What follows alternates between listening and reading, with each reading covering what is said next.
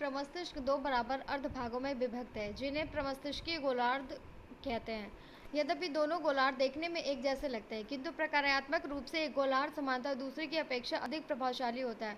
उदाहरणार्थ, बायां गोलार्ध समानता भाषा संबंधी व्यवहारों को नियंत्रित करता है और दायां गोलार्ध समानता प्रतिमाएं, देशिक संबंध, प्रारूप, प्रतिविज्ञान जैसे विशिष्ट कार्यों को संभालता है। ये दोनों गोलार्ध एक सफेद माइलिन आच्छादित तंतुओं के रूप में जुड़े होते हैं, जिसे महासंयोजक पिंड या कार्पस कलोसम कहा जाता है, और जो दोनों गोलार्धों के बीच संदेश लाने और ले जाने का कार्य करता है।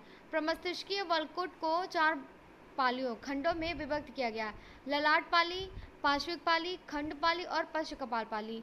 ललाट पाली को फ्रंटल लोब मुख्यतः संज्ञानात्मक कार्यों जैसे अवधान, चिंतन, स्मृति, अधिगम एवं तर्कना से संबंध है, किंतु यह स्वायत्त और संवेगात्मक अनुक्रियाओं पर भी अवरोधात्मक प्रभाव डालता है।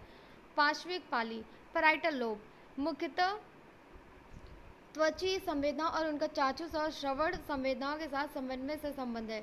शंख पाली टेम्पोरल लोब मुख्यतः श्रवणात्मक सूचनाओं के प्रक्रमण से संबंध है। प्रतीकात्मक शब्दों और ध्वनियों की स्मृति यहाँ रहती है। लिखित भाषा और वाणी को समझना इसी पाली पर निर्भर करता है। पश्च कपाल पाली और ऑक्सीपिटल लोब मुख्यतः चाक्षुष सूचनाओं से संबंध है। ऐसा माना जाता है कि चाक्षुष आवेगों की व्याख्या, चाक्षुष उद्दीपकों की स्मृति और रंग चाक्षुष उन्मुखता इसी पाली के द्वारा संपन्न होता है। शरीर क्रिया विज्ञानी और मनोवैज्ञानिकों ने मस्तिष्क की विशिष्ट संरचनाओं से संबंधित विशिष्ट प्रकारों को पहचानने का प्रयास किया है। उन्होंने पाया कि मस्तिष्क की कोई भी गतिविधि वल्कुट के केवल एक हिस्से के द्वारा ही संपादित नहीं होती, समांतर दूसरे हिस्से भी सम्मिलित होते हैं। किंतु यह भी सत्य है कि प्रकार्य का कुछ क्षेत्र निर्धारण भी है, अर्थात एक विशेष कार्य के लिए वल्कुट का कोई विशेष भाग दूसरे भागों की अपेक्षा अधिक महत्वपूर्ण भूमिका निभाता है। उदाहरणार्थ, यदि कोई कार चला रहा है तो आपने पश्च कपाल प्राणी के कार्यों के फलस्वरूप सड़क और अन्य दूसरी गाड़ियों को देखते हैं। हॉर्न की आवाज़ शंख पाली के काम करने के कारण सुन पाते हैं। पार्श्विक पाली के नियंत्रण में कई प्रकार की पेशीय क्रियाकलाप होते हैं और निर्णय ललाट पाली के द्वारा लेते हैं। पूरा मस्तिष्क एक समुचित रूप से समन्वित इकाई के रूप में कार्य करता है, जहाँ अलग अलग हिस्से अपना अलग अलग कार्य करते हैं। मेरुरज्जु एक लंबी रस्सी की तरह का तंतुओं का एक समूह है जो मेरुदंड के अंदर पूरी लंबाई तक जाता है। इसका एक हिस्सा मस्तिष्क के मेडुला से जुड़ा है और दूसरा हिस्सा तक पूंछ के अंतिम हिस्से की भांति मुक्त रहता है। पूरी लंबाई तक इसकी संरचना एक जैसी है। मेरुरज्जु के मध्य में उपस्थित तितली के आकार के धूसर रंग के द्रव्य के ढेर में सांसर तंत्रिका कोशिकाएं, एसोसिएशन न्यूरॉन्स तक अन्य कोशिकाएं होती हैं। दूसर द्रव्य को घेरे हुए मेरुरज्जु का श्वेत द्रव्य होता है, जो कि ऊपर जाने वाले नीचे की ओर आने वाली तंत्रिका पथ से बना होता है। यह तंत्रिका पथ तंत्रिका तंतु का समूह मस्तिष्क को शरीर के अन्य हिस्सों से जोड़ता है। मेरुरज्जु एक बहुत बड़े केबल की भूमिका निभाता है, जो केंद्रीय तंत्रिका तंत्र को असंख्य संदेश भेजती और प्राप्त करती है। मेरुरज्जु के 2 मुख्य प्रकार हैं। पहला, शरीर के निचले भागों से आने वाली संवेदी आवेगों के मस्तिष्क तक पहुंचना और मस्तिष्क में उत्पन्न होने वाले पेशी आवेगों को सारे शरीर तक पहुंचाना। दूसरा, इसमें कुछ सरल प्रतिवर्ती क्रियाएं संपन्न होती हैं, जिनमें मस्तिष्क भाग नहीं लेता। इन सरल प्रतिवर्ती क्रियाओं में संवेदी तंत्रिका, पेशी तंत्रिका तथा मेरुरज्जु के धूसर द्रव्य की सांसर तंत्रिका कोशिकाएं शामिल हैं। प्रतिवर्ती क्रिया एक ऐसी अनैच्छिक क्रिया है जो एक विशेष प्रकार के उद्दीपन के तुरंत बाद घटित होती है।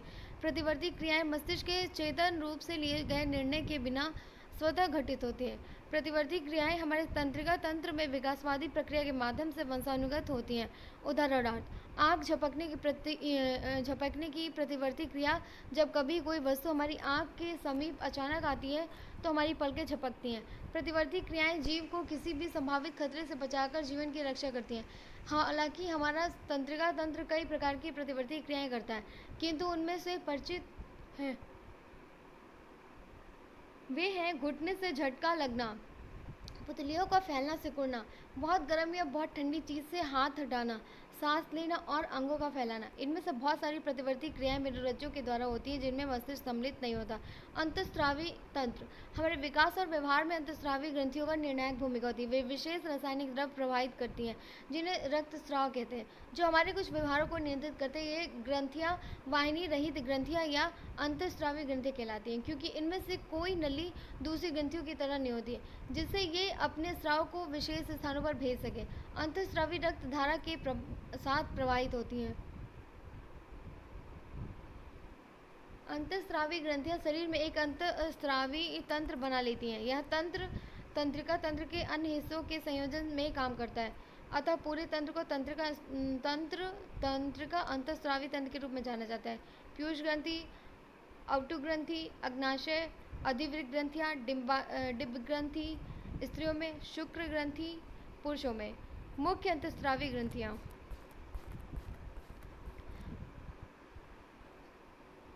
चित्र में प्रदर्शित करता है। पीयूष ग्रंथि, यह ग्रंथि कपाल में अधश्चेतक के ठीक नीचे स्थित होती है। पीयूष ग्रंथि अग्र पीयूष और पश्च पीयूष में विभक्त होती है। अग्र पीयूष अधश्चेतक से प्रत्यक्ष जुड़ी होती है और इसके अंतःस्रावी स्रावों को निमित्त करती है। पीयूष ग्रंथि संवेदी अंतःस्राव और अन्य कई अंतःस्रावों को स्रावित करती है, जो हमारे शरीर में पाई जाने वाली अन्य कई अंतःस्रावी ग्रंथियों के स्राव का निर्देशन एवं नियमन करते हैं। इसी कारण पीयूष ग्रंथि को मुख्य ग्रंथि कहा जाता है। कुछ अंतःस्राव जीवन पर्यंत धीमी गति से स्रावित होते हैं, जबकि दूसरे अन्य जीवन में उपयुक्त समय पर प्रवाहित होते हैं। उदाहरणार्थ समृद्धि अंतःस्राव पूरी बाल्यावस्था में स्थिरतापूर्वक प्रवाहित होते रहते हैं। किशोरावस्था में कुछ स्फुरण के साथ, लेकिन जनन ग्रंथि पोषक हार्मोन यौवनारंभ की अवस्था में प्रवाहित होते हैं, जो लड़कियों और लड़कों में स्त्रीयोचित व पुरुषोचित अंतःस्रावों को दीप्त करते हैं। इसके फलस्वरूप मूल और गौण लैंगिक परिवर्तन होते हैं। अवटु ग्रंथि, यह ग्रंथि गले में स्थित होती है। यह थायरॉक्सिन नामक अंतःस्राव उत्पन्न करती है, जो शरीर में चयापचय की दर को प्रभावित करता है। अग्र पीयूष हार्मोन के द्वारा उपयुक्त मात्रा में थायरॉक्सिन हार्मोन का स्राव और नियमन होता है। इस हार्मोन का स्थिर स्राव शरीर कोशिकाओं में ऊर्जा के उत्पादन को, ऑक्सीजन की खपत को और बेकार पदार्थ के विलोपन को बनाए रखता है। दूसरी ओर थायरॉक्सिन हार्मोन के उत्पादन की कमी से शारीरिक और मानसिक सुस्ती आती है। यदि छोटे जानवरों से अवटु ग्रंथि को निकाल दिया जाए तो उनका विकास रुक जाता है और वे लैंगिक रूप से विकसित नहीं हो पाते हैं। ये अधिवृक्क ग्रंथियां, ये दोनों ग्रंथियां प्रत्येक गुद्दे के ऊपर स्थित होती हैं। इनके दो भाग हैं, अधिवृक्क वल्कुट एड्रिनल कॉर्टेक्स एंड अधिवृक्क मध्यांश एड्रिनल मेडुला, और इनमें प्रत्येक से अलग अलग अंतःस्राव उत्पन्न होता है। अधिवृक्क वल्कुट से होने वाला अंतःस्राव अग्र पीयूष ग्रंथि से स्रावित होने वाले हैं। अंतःस्राव एड्रिनो कॉर्टिकोट्रोफिक हार्मोन ACTH द्वारा नियंत्रित और नियमित होता है। जब अधिवृक्क वल्कुट का स्राव कम हो जाता है, तब अग्र पीयूष ग्रंथि संदेश पाकर एड्रिनो कॉर्टिकोट्रोफिक हार्मोन के स्राव को बढ़ा देती है, जो अधिवृक्क वल्कुट को अंतःस्राव के लिए उद्दीप्त कर देता है। अधिवृक्क वल्कुट हार्मोन के एक समूह को स्रावित करता है, जिन्हें कॉर्टिकोइड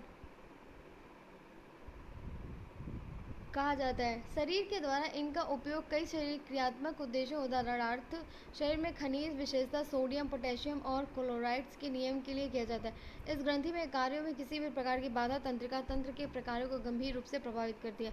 अधिवृक्क मध्यांश दो प्रकार के अंतःस्राव स्रावित करता है, एपाइनफ्राइन तथा नॉन एपाइनफ्राइन। इन्हें क्रमशः एड्रेनल और नॉन एड्रेनलिन के नाम से भी जाना जाता है। अनुकंपी सक्रियता जैसे हृदय गति में वृद्धि, ऑक्सीजन की खपत, चयापचय दर, पेशी शक्ति इत्यादि इन्हीं दो हार्मोन के स्राव के द्वारा घटित होती है। एपाइनफ्राइन और नॉन एपाइनफ्राइन अधश्चेतक को उद्दीप्त करते हैं, जो प्रतिबल्कों को हटा लेने के बाद भी व्यक्ति के संवेगों को बढ़ाते हैं। अग्नाशय, अग्नाशय पेट के नीचे रहता है। यह खाना पचाने में मुख्य भूमिका निभाता है, लेकिन यह भी एक हार्मोन का स्राव करता है जिसे इंसुलिन कहा जाता है। इंसुलिन शरीर के उपयोग के लिए यकृत में ग्लाइकोजन के रूप में भंडारण के लिए यकृत की ग्लूकोज के विखंडन में सहायता करता है। जब समुचित मात्रा में इंसुलिन का स्राव नहीं होता है तो लोगों में बीमारी उत्पन्न हो जाती है, जिससे मधुमेह कहते हैं।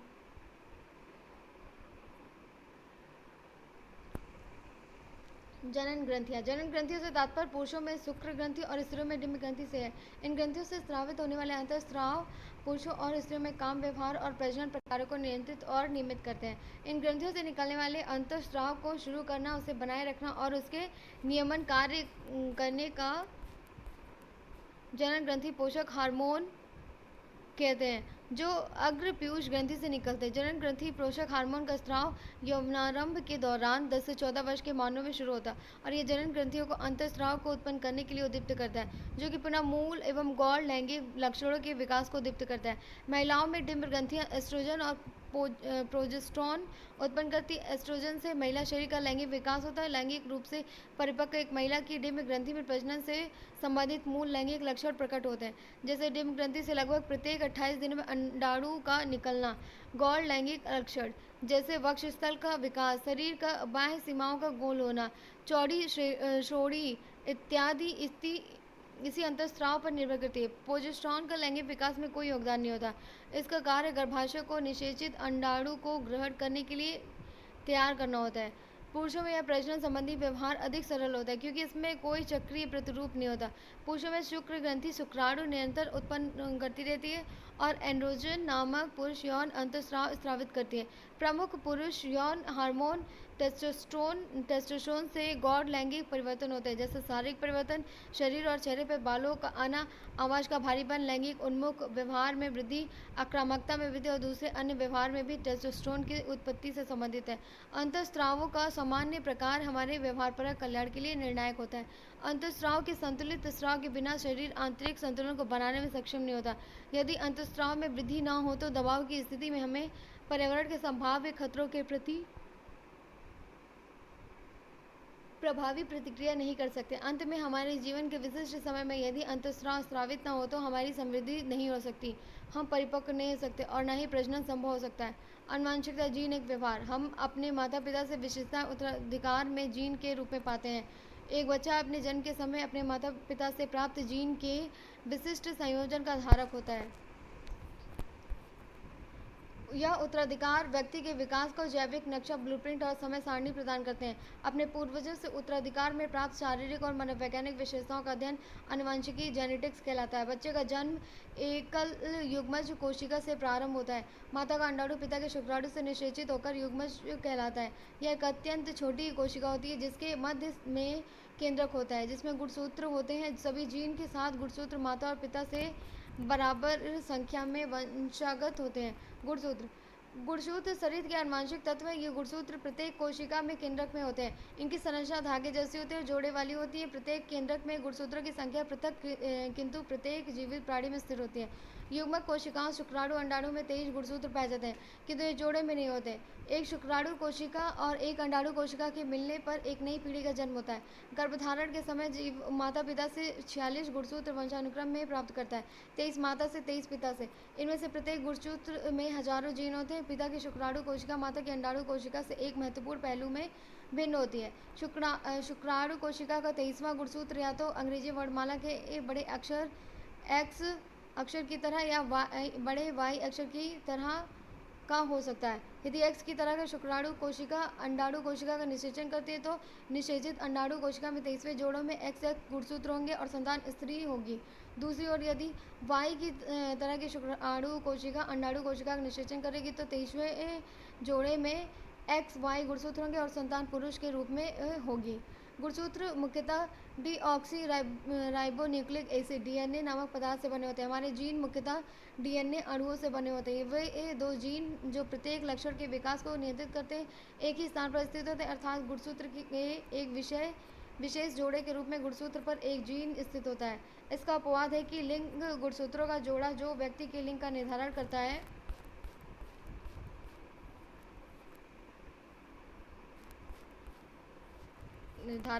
है। जीन प्रत्येक गुणसूत्र में हजारों आनुवंशिक निर्देश जीन के रूप में होते हैं। जीव के विकास का अधिकांश भाग जीन निर्धारित करते हैं। इनमें विशिष्ट प्रकार के प्रोटीन उत्पन्न करने के निर्देश होते हैं जो शरीर क्रियात्मक प्रक्रियाओं और जीव के दृश्य प्रारूप गुणों की अभिव्यक्ति को नियमित करते हैं।